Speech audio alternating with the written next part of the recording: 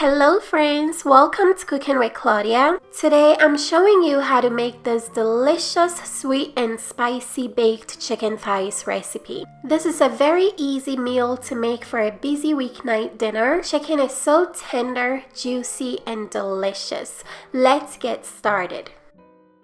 We're using some boneless, skinless chicken thighs for this recipe. Add some stone ground or Dijon mustard to the chicken. Next, we're going to season the chicken with smoked paprika, garlic and onion powder, cayenne pepper, dried basil, red pepper flakes, salt, and black pepper. Add some brown sugar, then mix everything together very well. In order to get maximum flavor, you can marinate the chicken for at least 2 hours. Make sure you cover the bowl and keep the chicken in the fridge while it's marinating.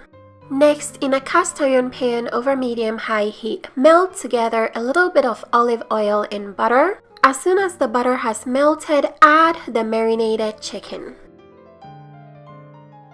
We're going to cook the chicken for about 4 minutes on one side, then turn them over and cook them for another 4 minutes on the other side. We want the chicken to have a nice golden brown sear, which is going to add so much flavor to the meal. Once the meat is seared, add some lemon juice and soy sauce. Give your pan a hard shake so that the lemon juice and soy sauce can mix together. Bake the chicken in the oven at 400 degrees for 20 minutes.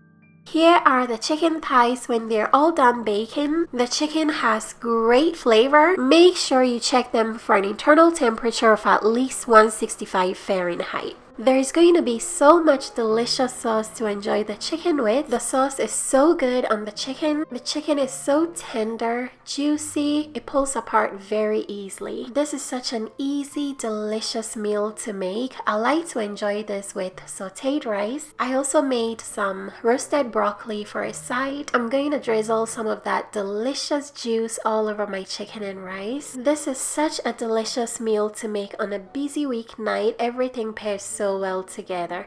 If you guys would like to make this recipe, check the description box for all the ingredients and measurements.